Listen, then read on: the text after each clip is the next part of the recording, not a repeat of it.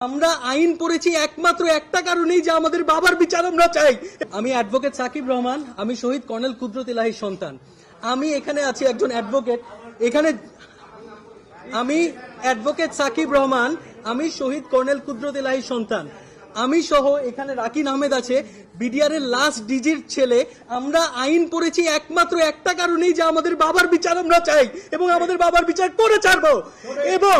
এবং আমরা অনেক কৃতজ্ঞ যে এই ছাত্র জনতার এই আন্দোলনের পরে আমার ছাত্ররা, আমি নর্থ সাউথ বিশ্ববিদ্যালয়, আমার ছাত্ররা আমাকে এসে বলতো যে স্যার আমরা তো পেয়েছি, কিন্তু আপনার জন্য আমরা সবচাইতে বেশি খুশি। এবং এই সরকার যখন কিনা তদন্ত কমিশনটা করে নাই, তারপরে বোঝা গিয়েছে যে জনগণ পিলখানা হত্যাকাণ্ডকে ধারণ করে। এই কারণে আমরা আজকে অভিযোগ দায় করছি এবং আমরা আশাবাদী যে আমরা এর সঠিক বিচার পাবো। এর থেকে বেশি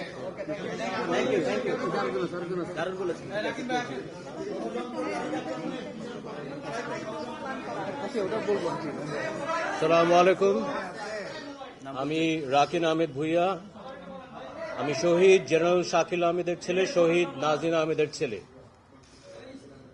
পিলখানা হত্যাকাণ্ড যে পরিমাণ ষড়যন্ত্র হয়েছে, 57 দেশপ্রেমিক সেনাবাহিনী অফিসার হত্যা করার জন্য, শুধু বাংলাদেশ সেনাবাহিনী ধ্বংস করার জন্য না, বাংলাদেশ রাইফেল ধ্বংস করার জন্য না, বাংলাদেশের সার্বভৌমত্ব ধ্বংস করার জন্য।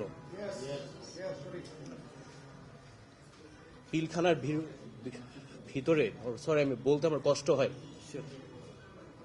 যে পরিমাণ মানে আমার বাবা মাকে কেমনে মেরেছে আমি বলতে আমার বুকটা ফেটে যায়। আমাকে অফিসার বলেছিল, বাবা তুমি তোমার বাবা মার লাশ দেখো না, তুমি নিতে পারবে না বাবা। দেখতেই পারি নাই। যে নির্মমতা, যে বর্বরতা আপনারা কল্পনাও করতে পারবেন না। এটা আপনাদের বাবাদের সাথে হতে পারত, আপনার মায়ের সাথে হতে পারত, আপনার মেয়ের সাথে হতে পারত, আপনার ছেলের সাথে হতে পারত।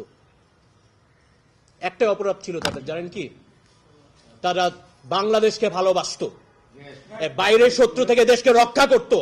আর ওদের ষড়যন্ত্রে আমার বাবা এবং মা এবং বাকি সব অফিসার এটা শিকার, হত্যার শিকার। দোষ ছিল একটাই, সৎ ছিল। আমি একা বড় হয়েছি, 15 বছরে আমার যে পরিমাণ নির্যাতনের সম্মুখীন করতে হয়েছে আপনারা এটা জানেন না। কষ্ট হয়তো বা বলি না।